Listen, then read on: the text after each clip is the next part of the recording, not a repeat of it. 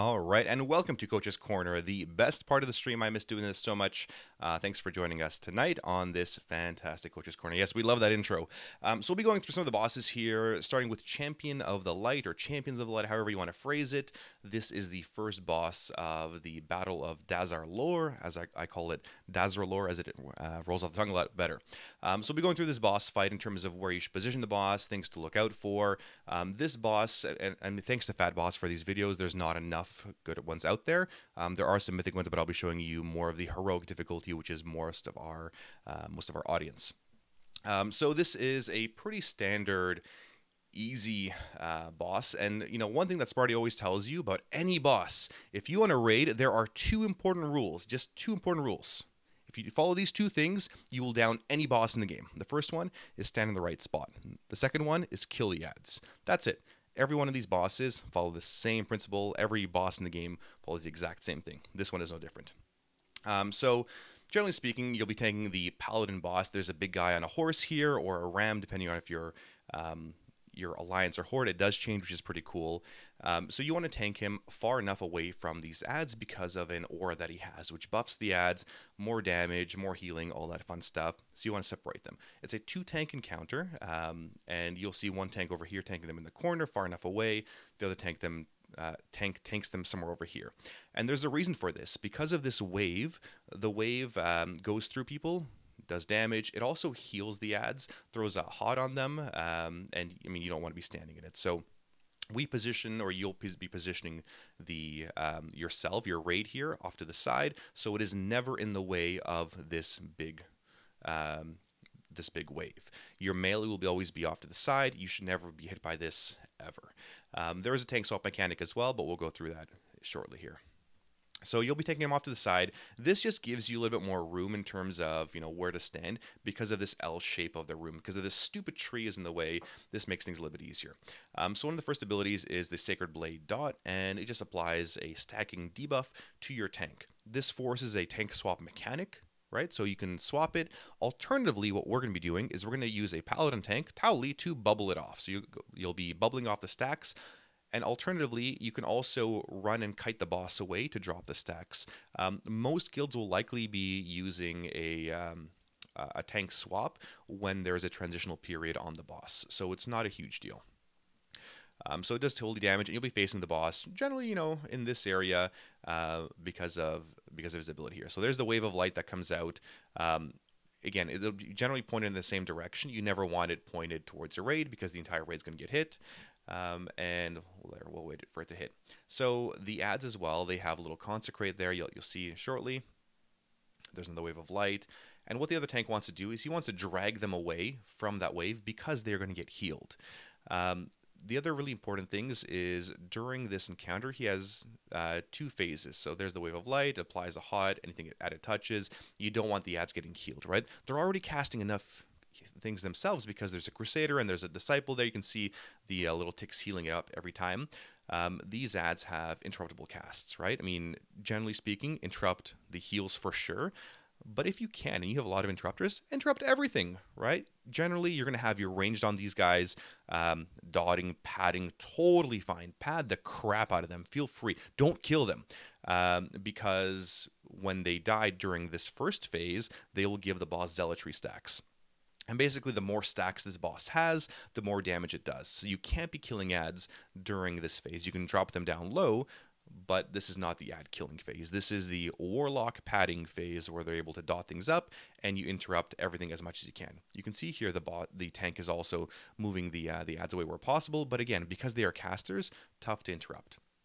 Again, there's the uninterruptible cast, dealing a burst of holy damage to a random player. That's more of your, it's interruptible. That's, hit it when you can, but it's casting it so often, you don't want to be locked out of your own interrupts and not be able to interrupt the heal. The other one there is the blinding phase. So there's the 3 things: the penance. This is the most important, second most important, third most important. This one your healers will deal with. This one, again, it heals and out over 5 seconds. You want to interrupt that one. And this is the most important one. Obviously can't target bosses. You see here you got disoriented. You guys have seen this mechanic so many times don't face Gahoon, right? When he does his fear. Otherwise, you get feared or disoriented or whatever. Same thing in Trial of the Crusader with that stupid little paladin guy. So there's a Blinding Faith. When Crusader starts casting Blinding Faith, look away, right? Really simple. And that makes it a little bit easier here as well for your melee, which can just be shifting off to the side a little bit. As you can see here, the little circles on the ground. The circles on the ground are the new Consecrate mechanics. The Consecrate mechanic basically, you take damage when you're standing in it. Oh, there it is, perfect. And the damage that they take is reduced. So you always want to be pulling them out of this Consecrate. At the same time, you want to be overlapping these. So you see how the tank, let's go back a second here. See how the tank overlapped the Consecrates? Do that. Maximize your space. Don't cut yourself off with all these stupid Consecrate patches and they're all over the place. The other big thing was there's a Blessing of Protection that is cast on one of the ads. It just means they don't take damage. With the 30-second cooldown, can't be cast on the boss. So the two big things about the boss here is Seal of Retribution, which will buff the nearby ads. This is why you tank the ads away from the boss. Super important. Don't tank them when you're nearby. On normals, honestly, when you guys just gear it up, you'll likely just be able to zerg the boss at some point. It won't be a huge deal. As your guilds are progressing through normals and then heroic and then mythic, do the mechanics properly. Stand in the right spot, which is taking them away, and then kill the ads when it's appropriate. So you want to lower them, but do not kill them, as every time you kill them, it'll give the boss zealotry stacks. So here they are DPSing away. You know, this is basically a boss burn phase, doing as much damage as they can to the boss. What's going to happen though is he's going to cast Judgment. So he does his seal. Once at enough energy, he does a Judgment, and he's going to buff one of these ads, increasing damage done by 200% and healing by 150%. So it is massive. At that point, you go into murder mode and you murder one of these ads down. Get it nice and low. Go, go, go. Burn it. You can see here they're just absolutely annihilating that ad. Again, boss will gain those stacks. So as you progress through it, it'll be taking more and more damage. So it's a permanent 2% holy damage done buff, which you can stack, and it stacks every single time. So he's at 20 stacks currently, and it'll gain more throughout it. The other one is the Seal of Reckoning. So Retribution or Reckoning, I wish they called these different things. If you guys have a mnemonic device to really differentiate these things, so Retribution, you want to be on boss because Retribution was a Thorns or a... I don't know, whatever you want to call it, to make it a little bit easier to remember which ones. DBM, I'm sure, will make it a little bit easier in terms of when do I attack the boss, when do I not attack the boss. So basically, when Seal of Reckoning is active, you cannot attack the boss. If you attack the boss, you will gain Zealotry stacks. If the boss has too many Zealotry stacks, you are going to wipe. Bottom line. If you're a tank, though, you have the Sacred Blade, whatever, the debuff on you, you're fine to attack the boss. So at this point, every single person has to swap off and go murder those ads. Hopefully, though, those ads are low enough because, your nice little warlocks are padding on them all day long, and you finish off the last, 1 or 2 ads or whatever that are left. So at this point, they're tanking them away. This is where you could also do your tank swap or kill the ads, then do your tank swap. You can see it. So these are really poorly placed. Look how much real estate these guys have taken over because they've not overlapped the consecrations. And then once it gets to 100 energy, based off how many zealotry stacks you have, there's a massive AoE to the entire raid. So here they have 30 stacks. That's quite a bit of damage on the raid. At this point, you want to be stacked in, right? Generally speaking, you have a melee clump and a ranged clump. For healing, for damage, make it easier. There is zero reason for a ranged DPS to be standing up in Zimbabwe. You want to be stacked in together on a marker, on somebody else, because when you have those barriers, you want to be standing in the barriers and those free heals. Retribution equals revenge. She'll get mad if you kill an ad, I suppose. That's a good way to do it. Again, Seal of Reckoning. So you're essentially waiting for her to... So when you kill the ads, you can't go back on the boss. That's a really important thing. So if you cleared out all the ads and your DPS is fantastic, awesome. You are then twiddling your thumbs and waiting for the boss to go back into her phase. So she has to cast the big AoE, then you go back and switch to her. Some guilds will want to use Hero at this point. You may want to use Hero at the start. That is also totally fine. I believe she casts it at 145 into the encounter. I could be wrong there, but that is when you want to save your big cooldowns for the Hero phase. So here they had a really bad one that was on the raid there. Not great. Make sure you face it towards your group here. And these things are dispellable, so you can dispel all that fun stuff for when they do get it. I believe it is dispellable anyway. So there's Blinding Faith again. You're always turning away. That would be the big thing. So as players, again, Blinding Faith here coming. It's a pretty long cast for, I mean, 5-6 seconds. This guy did not turn away, and now he's disoriented. The Crusader is loose, and it's starting to kill other players. Luckily, they had little DK there. Grip him. Good little DK.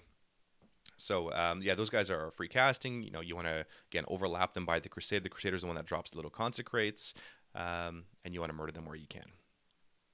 But again, one of the biggest challenges players are going to have, and I mean, you've seen the mechanic before, is that Blinding Faith. You're going to get disoriented.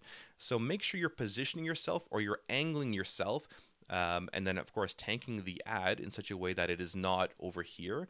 Because if you're a ranged DPS standing over here and you're facing this guy, which you're DPSing, and you're dotting these, if the Crusader is over here, you're going to get disoriented. So as a tank, try to tank it over here to this side, right? So you're not facing or accidentally facing that Crusader. Really important to do that.